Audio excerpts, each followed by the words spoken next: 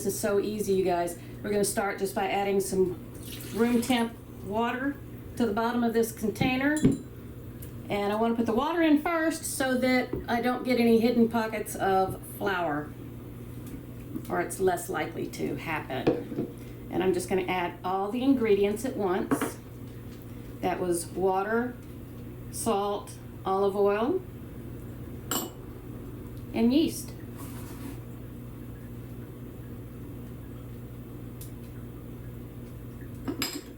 That's all the ingredients you need. And I'm just going to stir it up until there's no more visible raw flour in there. We just want it to look like paste.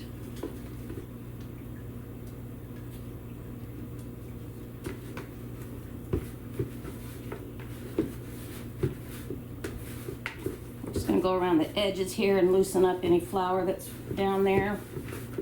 And just kind of stir it up like this. See how easy that is?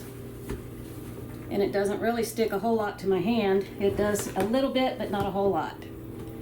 And guess what? That's it. So now I'm gonna let it sit and rise. That's why I have such a big container. I want to give it space to rise. So we're gonna do this for several hours. And then we'll come back and it's rested. Actually, I've let it sit to rise for several hours, and I actually put it in the refrigerator overnight. So when at the beginning of the video, when I said today was pizza day, well, I meant today, not yesterday, today. But here's my dough. I've got enough to make 2 pizzas, and I'm gonna do them in cast iron skillets, of course. I'm just gonna loop it up there with some olive oil. You don't have to use your best olive oil with this, but you just want to use, if you don't have olive oil, you can go ahead and use a regular cooking oil. I do recommend the olive oil though. Get a nice little bit down in there. So I'm going to first sprinkle a little bit of flour on top of my dough. I'm going to kind of ease it off of the edge on the inside of this bucket. Now, if you don't have a bucket with a lid like this, use just a container with any kind of top on it. You could use cling wrap, or you can even put it in a baggie if you want to. I'm going to pull off a little less than half of the dough, and I'm going to roll it into a ball.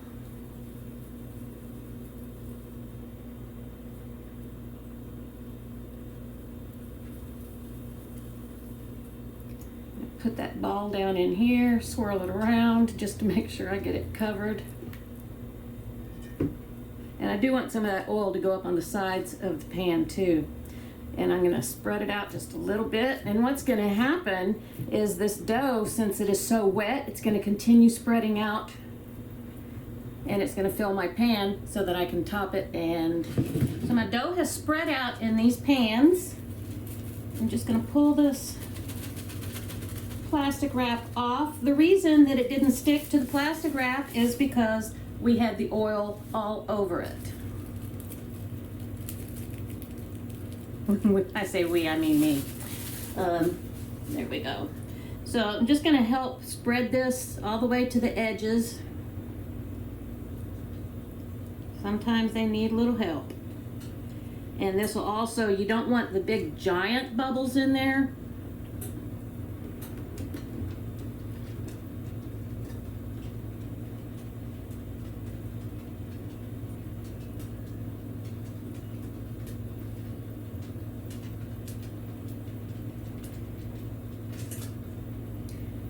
Here's one, and then here's mine. So I'm going to put this on my pizza. This one, the small one's mine.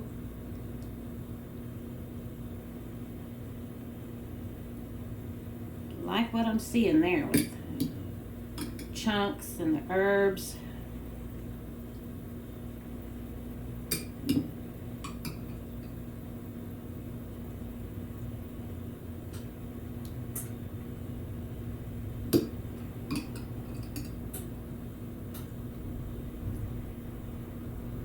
If you like your sauce to go all the way to the edge, Make it go all the way to the edge, baby. Live on that edge.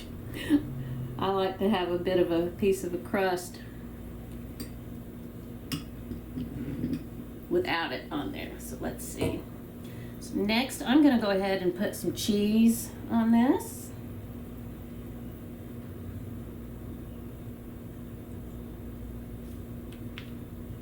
And remember how I oiled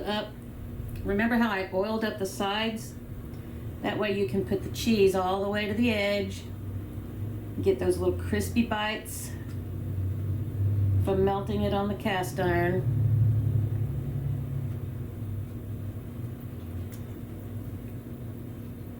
Put some diced red bell pepper.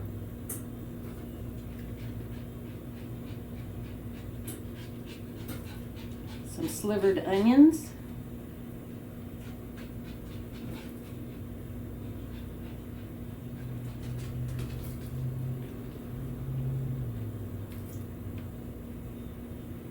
I really like onions. I like them when they get caramelized in the oven for the pizza. Let's see, you need some onions right there and right there. Okay. And next, got some boar's head pepperoni. John likes these big sandwich size slices, so that's what we got. Then I'm going to cut mine just so they're a little bit more manageable for me.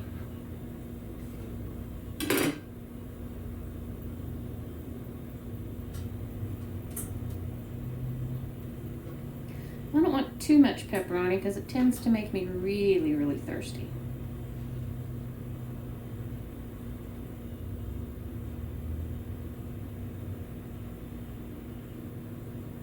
My oven's preheated to 500, which is the highest my oven goes. If your oven goes higher than that, then just set it to your highest setting. Your pizza's already in the pan. Once that oven is heated, you're gonna go ahead and just pop this in and you're gonna check it after about 10 minutes. Non più tra I farfalloni amoroso, notte giorno di torno girando, delle belle turbando al riposo, ma ci sotto a dolcino d'amor. Delle belle turbando al riposo, ma ci sotto a dolcino d'amor. Non più avrai questi bei panacchini, quel cappello leggero galante, quella chioma, quell'aria brillante, quel vermiglio d'onesco color, quel vermiglio d'onesco color. Non più avrai quei panacchini, quel cappello, quella chioma, quell'aria brillante. Non chiudrai farfalloni amoroso, notte giorno di torno girò. All right, here we go for the taste test. Ching!